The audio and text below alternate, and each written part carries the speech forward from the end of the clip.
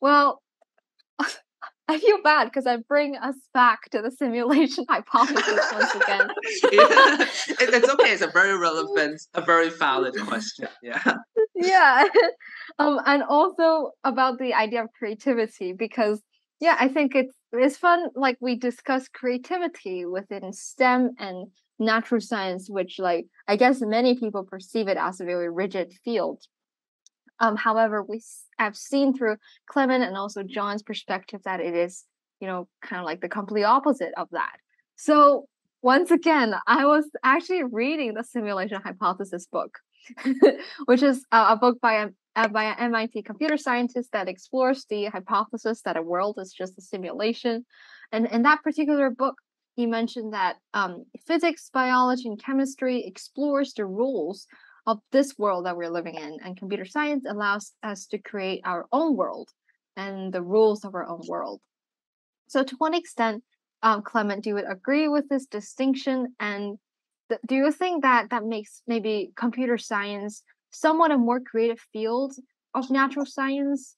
I mean, just going back to our main theme of natural science, and I guess that also can apply to engineering. Like engineering is somewhat more creative than pure science like physics, biology, and chemistry, because you can use those knowledge and construct many things that in our world. So yeah, I just wanted to know about this creativity idea. What do you think? I think in STEM, like many subjects in STEM are sort of like creative in their own ways. Like as you said, computer science, you can create your own rules in computer science where you can create your own code that can make your code do your own things. But even in subjects like math, even though you cannot make your own rules, you cannot change the rules, you're confined by like a certain set of rules. It still gives room for a lot of like creativity to work around those rules to achieve some beautiful results. For example, like many people online, including you, Talia, create art using decimals, which is using a graphing tool to create art. So yeah, I think it really depends on how you look at creativity. Yeah, thanks for the decimals thing. I'm no longer doing it, but there's definitely a lot of really fun people that are doing it, and I've also recommended Clement to do it as well. And yeah, I completely with like your point of view on like creativity. I think all fields like they can be creative in their own ways. Like, and also I think previously you also mentioned that sometimes you also believe that creativity is more important in STEM as compared with I think experience, because I do agree, because there's so many new theories that are being founded not just through like our past experience or intuition, but really through thinking in a creative way how I can solve this particular problem, and maybe perhaps it will be applied in the future. So I guess we can like just kind of continue with the topic of like CS and also engineering, and maybe shift it to a bit of like a like a gender issue problem. So I remember back in the days, like the field of like so-called computer science were actually predominantly women. I think some notable people are Ada Lovelace, Margaret Hamilton, Katherine Johnson. So I was kind of wondering, like, do you think the reason behind like the field of computer science and engineering, which is right now currently dominated by men, because do you think this is because of like a biological or like brain structures thing? Like perhaps by normal distribution, men's brains are just more logical and hence more suitable for tasks in this field, which created the disparity in the gender in this particular field? Or do you think it's kind of like a social construct issue, like due to the increasing importance of computer science throughout the centuries, and it has shifted from like tedious calculations in codes, which were like low value jobs and hence done by women. But then as time progressed, as society progressed, computer sciences and engineering is linked to productivity and generating more money, and hence more men and entering this particular field. So essentially, do you think that there's like a biological difference that makes like men more suitable for this particular field, or do you think that is like a more a social construct thing? Because of like the values of CS, and hence more men are interested in it, and then women are like slowly fading. Yeah. Okay, so I've actually done some research on this, and Mm, according to psychology professor Janet Hyde from the University of Wisconsin-Madison, mm, he he said that there's strong data in the United States that show mm, no like meaningful differences mm, in the performance among uh, a, a test of 7 million boys and girls from grades 2 to mm, 12 in subjects like mathematics, which, in my opinion, this shows that girls are no less competent in like STEM subjects like math and science compared to boys. And in a paper written mm, by American computer scientist Ellen mm, Spertus called "Why Are There So Few Female Computer Scientists?" He writes that in the abstract, a theme of the report is that women's underrepresentation is not primarily due to direct discrimination, but due to subconscious behavior that tends to perpetuate the mm, status quo. So I would say I agree with them, since it is subtle gender stereotypes that we're exposed to on a day-to-day basis. For example, from TV shows or to the media outlets that we watch online, or even from our parents, that mm, condition us to believe, oh, that certain subjects like in STEM are more suited to boys, while creative subjects like music and arts are more suited for females. mm, So I don't believe in this notion that there is a biological advantage between males and females in STEM, but rather societal expectations cause us to make this decision that subsequently caused a gender gap in like these various subjects. And as for computer science in particular, back in the day when it was a female dominated field, I definitely agree that it is because the tasks were mainly mm, repetitive, like calculation, and yeah, they're considered like low-level jobs. Similar to when the typewriter was invented, most of mm, the typewriters at the time were females, and the occupation was literally given the name typewriter girls. And I mm, think this is due to sexism and the stereotype that females could only do like repetitive low value tasks and non physically demanding tasks, mm, while males were more suited to do like the more managemental and the higher value stuff. But then like mm. over time, like this like idea has faded, like as society became more liberal. But now I think it's due to just the subtle uh gender stereotypes that perpetuate in today's society. Thank you so much for your opinion, and it's so much like it's so well researched. Like, yeah, it's a very interesting discussion that we also had with Jasmine Chan and JP. So like those are like two girls that are in the STEM field, and it's just kind of interesting to see your opinion and also theirs. Like, and yes, thanks for like supporting um women in STEM and also trashing like this stereotype.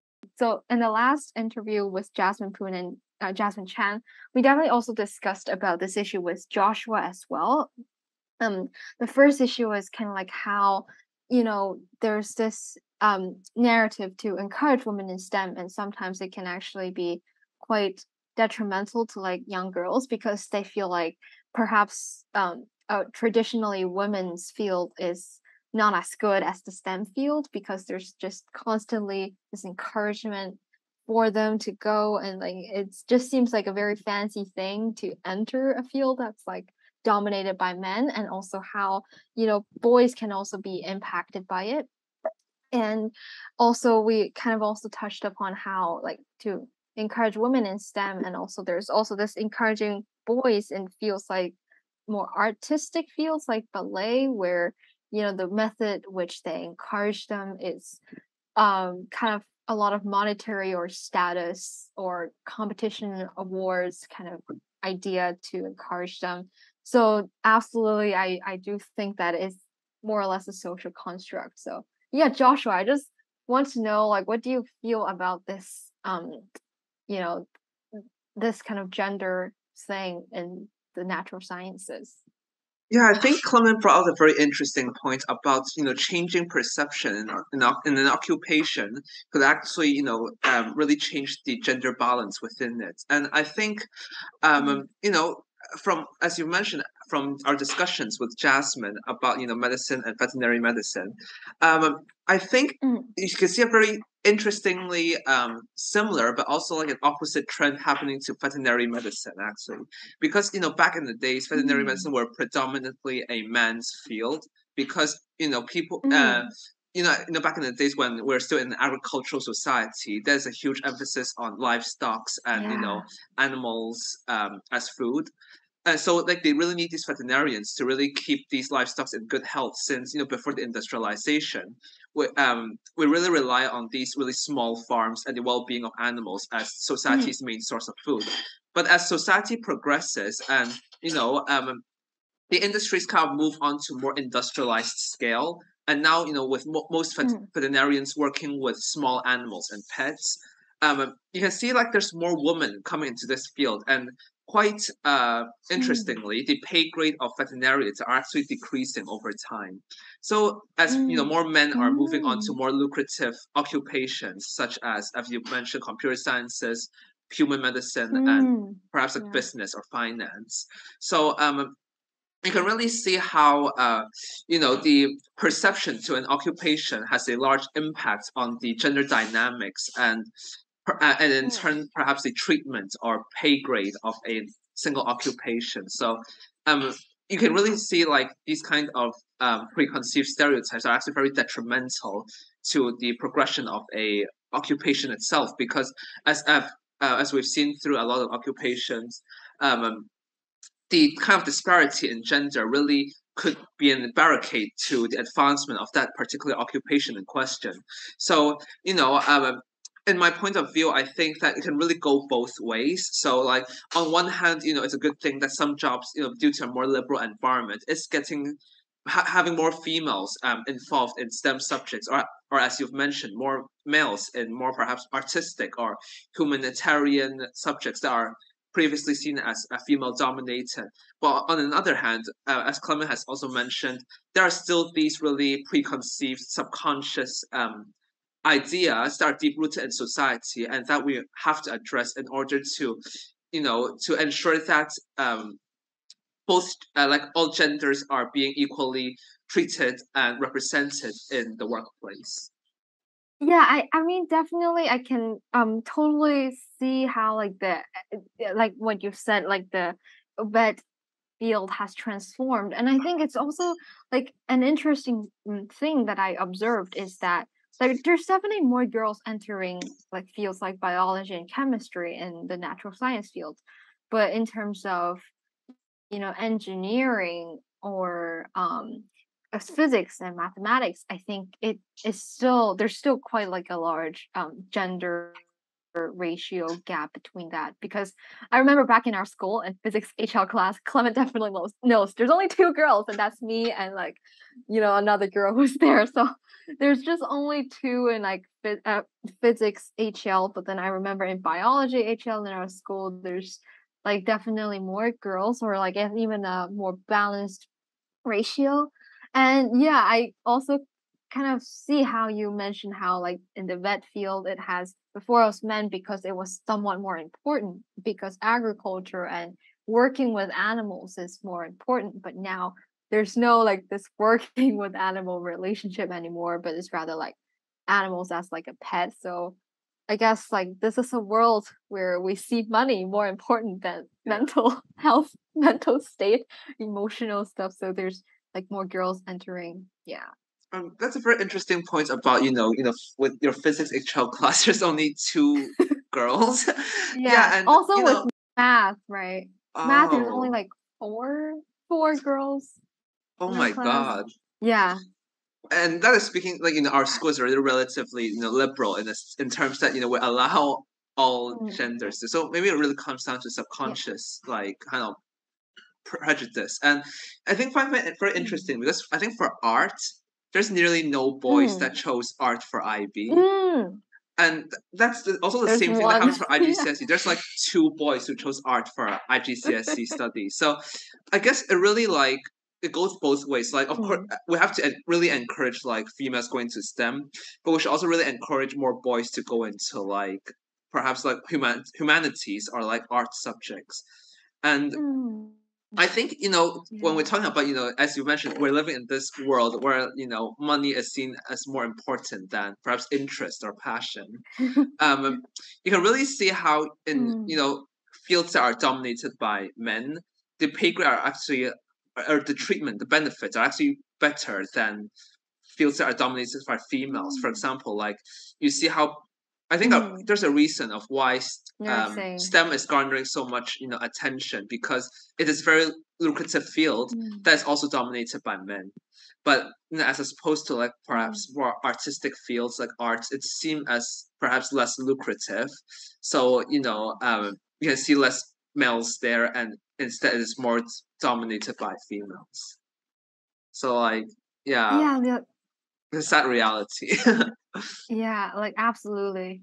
Yeah, and also the fact that, in math class, even though our physics class, even though there's so few girls, but the class is full. Like the classes has so many people there.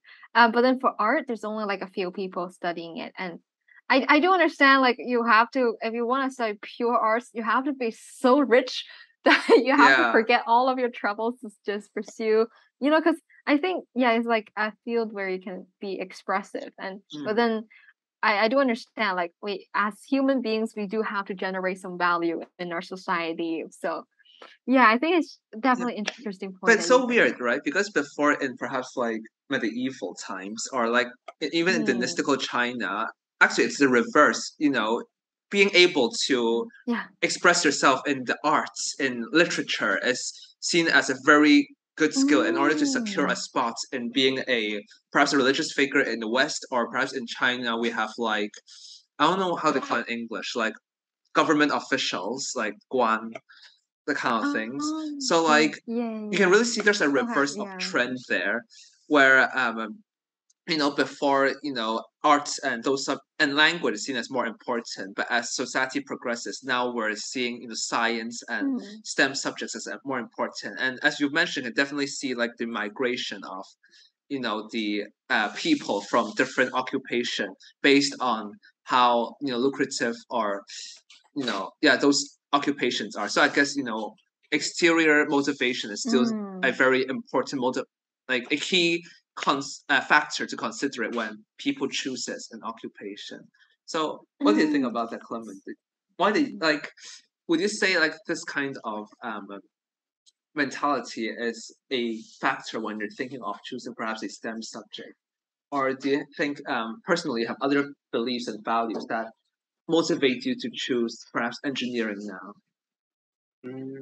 Well, personally, like even though I agree that most people who maybe go into the STEM, like in engineering, are there for the money. But then personally, I'm more motivated by like a personal interest and passion. Because I still think that is like the main driving force for like motivation and what you do. Yeah. That's a very good I mindset. remember.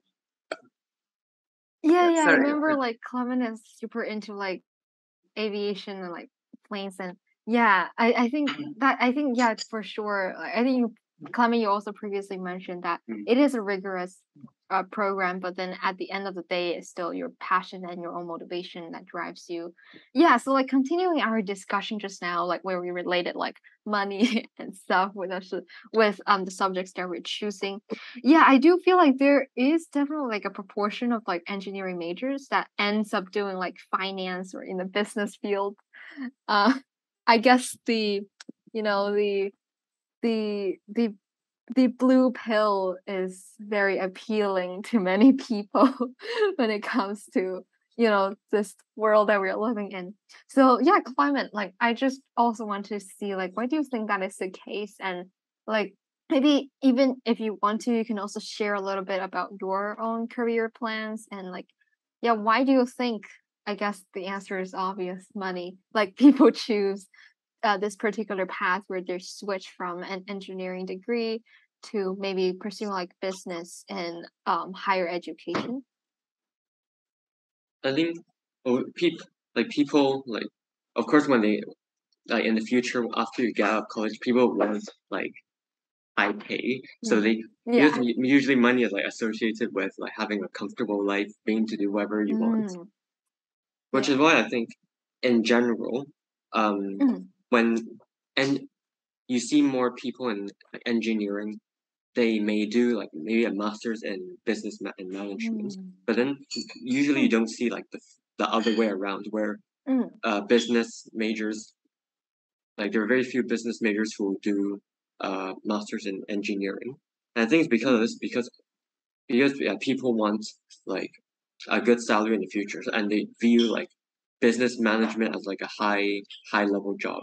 So that can give them job like financial stability. So I think that is why there's a general like preference towards business like at the higher level because yeah, people are motivated by money. Yeah. And as for my career plans, um, I've always wanted to be a pilot from a young age. Whether that is a good idea or not, I don't really care. Since I personally believe, yeah, passion like as long as you have the passion, then you're willing to do whatever it takes to achieve like your certain goal. And yeah, even if being a pilot isn't sustainable in the future, I'm also keeping like an open mind and to be an engineer and maybe one of the big aerospace firms in the future as well. Nice. Yeah. Well, I mean, first of all, I think it's like super fun to have you on here and also Jasmine Poon because like you two are like what two of the guests that, are pretty sure what they want to do from an early age or like at least know like which direction you're interested in because JP also wanted to become a vet from like a very, very early age and like yeah, I think it's great to see and invite people who have decided on something from a very young age and work towards that goal. And also some people maybe realize at a later time. And I think that also shows us like you can definitely pick your own path and also the mentioning of like how engineering people they switch to a business management course. Maybe they realize they're interested in that or maybe the power of money has become too real, like reality hits hard and kind of realizing that it's important to be financially to achieve financial stability. I think definitely like this world, I think I do believe that finance world definitely offers like much more opportunities than things in STEM. And I think it's really interesting that you brought up that many engineering people end up studying in business management degrees uh compare with like business majors switching to like a master's in engineering and like I think it's interesting that you mentioned that this is perhaps for like financial reasons. Because sometimes I also feel like is it because like ability reasons, like because of these like critical thinking skills that engineering students have, which is perhaps stronger than business students, which make them more capable to study a business management course. However, for a business major, it will be very difficult for them to pick up something like engineering, which I think a lot of people perceive engineering as way more rigorous in the studies. So yeah, like what's your do you feel like perhaps ability is also another factor that causes this situation to happen? Actually, yeah. Now that I think of that, I also yeah think that that is also a reason because like in engineering, usually the skills that we learn are like critical thinking skills, like problem solving skills, and that is a very like important like these are very important skill sets that are very versatile and can be used in many like in many which are important in many fields. But then Yeah. yeah, for a business student to go into engineering in the future, it's going to be a very drastic change in like in the work that they have to do. So maybe that's also a reason why. Mm. Yeah, I do feel like in business schools, it definitely offers you way more about like soft skills. And you have to like build connections and yeah, I do think that like personally, I also agree with you. I do think that ability-wise, I think it's much easier to switch from engineering to business than the other way around, because it's just much harder to, actually start and practice critical thinking skills. Even though like I would love to see that happen, like where business students decided to, study something like engineering or maybe even math or something. So yeah, I think that's just very interesting phenomenon that happens in our world right now. And usually with our interviews, we like to wrap it around with a question on education. And yeah, Clement, I remember like before in IB, you didn't take additional mathematics and IGCSE exams, but you absolutely aced your math analysis and approaches HL exams in IB. And I definitely remember you got the mathematics scholarship, and you're probably the highest scoring person in math in our entire year 11 IB. So that is an achievement. Okay, like so I just wanted to ask you, like, what are your tips, strategies, and secrets to being good at math and physics in a short amount of time? Perhaps like maybe people think you were at a disadvantage when you didn't take additional math before you took the AHL course. So yeah, what's your strategies? What are some things you want to share to people to ace math in high school level?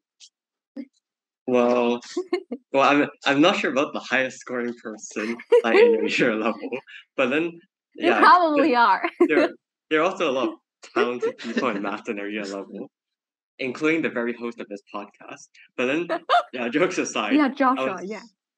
No, what? No, I'm so bad at maths, as seen from the previous podcast. No. I'll definitely watch that. No, do not. Yeah, I will include it. I will definitely include that. No, don't cut this out. Don't cut this out. But yeah, I was one of the only people. There were a few, but I was one of the only people who took AA higher level in IB without taking additional maths in IGCSE. I would say, and again, another cliche answer, but then I would say nothing beats passion and hard work to achieve your goals, because as long as you have the passion to work hard, you are able to like catch up with other people, even if you're at a disadvantage. And many people might say that IB maths is the hardest, like higher level in IB. But then after completing the IB and after going through the course, even without doing additional maths in IGCSE, I would heavily disagree with that statement, and it really depends on where your interests lie, and what subjects you want to pursue in the future. And in terms of real advice for exams, especially like for math or maybe physics, I would say you need to practice a lot of past papers and be familiar with the syllabus and the types of questions or how the exam board will ask you. And you also have to recognize the patterns throughout the years, like what topics do they prefer or what questions are repeated over the years. And I would say that using the textbook is not the most necessary thing. And instead, past papers, in my opinion, are a more valuable resource when it comes to revision for your exams. Yes. Wow. Thank you so much for this pro tip from you. And yeah, thank you so much. And I guess that actually also a very interesting point for this doing past paper thing compared with like what we discussed with John last time, is like John definitely also had shared a similar viewpoint that in high school math and IB math is more about like practicing and like in his words, knowing how to compute mathematics. But then when he was doing like university mathematics, it becomes like a completely different story where perhaps he has to learn the critical skills. And definitely critical skills, we also the topic of critical skills, we definitely have discussed it just now in the previous question. So as someone in an engineering degree, do you think that still practicing your computational skills in engineering is very important, or perhaps critical skills and critical thinking has become on the rise when it comes to the important part. So yeah, like, do you think practicing how to think in a critical way, it's becoming more important than, just basically practicing when it comes to the major that you're pursuing right now? After taking a year in university, I would say past papers are still important in university, but you have to approach like using past papers in a different way. You can't just use the past papers to memorize, but you have to use it to understand. And that is where like the critical thinking comes in. Otherwise, like the concepts are just too complicated to be able to excel in that case. If you're just purely memorizing from rote memory, let's just say. And perhaps there's this disparity between like I'm not sure I'm feeding into stereotypes, but perhaps there's this disparity between perhaps like Western and perhaps Asian institutes where one may prefer a more creative approach, perhaps one that requires more critical thinking. While perhaps there's a stronger emphasis on grades and foundational knowledge in Asian institutes. So it's not to say one is better than another, but perhaps like there is like culture does play a role in the way that education is delivered, albeit like a field that's so perceived as objective as STEM subjects, I would say. Yeah. I definitely think Asian institutions will emphasize more like the content they're teaching. Because like when John mentioned like they have lessons on how to think critically or like how to think in a mathematical approach, I was like, this is I don't think it's like more this I don't think this is like emphasized as much in Asian institutions. So yeah, like Clement, do you share like a similar point? Like, do you think Singapore institutions might be like, do you think it's more similar to like a Western institution, or like, do you think there's still some form of like Asian mindset of perhaps grades or teaching more like the content stuff in a Singaporean university? I would say it's definitely like more like an Asian institute, since most of my classes are definitely like focused on like exam like style questions, and they're definitely like more of my like grades are determined by like the final exam compared to maybe lab work or projects. I would say, yeah. Yeah. So yeah, can you share some experience from UST? I think. Yeah, I mean, UST definitely emphasized a lot on grades, and like, I think I don't know, like, there's something about the bigger environment, like the institution you're in, the school environment that will influence you. But there's also quite a lot of things like you personally can control yourself. So yeah, definitely there's this place where maybe the school emphasizes a lot on grades, and maybe that's not really what you want to get from a higher education institution. Maybe you want to explore more creative aspects. Maybe you don't want your life to be just grades only. But I think that's something not just to do with like a environment of the institution, but also yourself. Like, what do you place as more important? But then I do feel like, as Asians, we already have this pressure to get good grades, and then plus the ones in the institution, it can definitely be like suffocating sometimes. And like when John said like his first year grading system is only like what 10% of his overall grade, I don't know, like I don't know what system that his school is using, but then he is just so chill. I just can't believe that. Yeah, I just feel like your institution definitely will play a role when it comes to how you like your emotions and how psychologically you process your academic studies, or like life outside of your academic studies.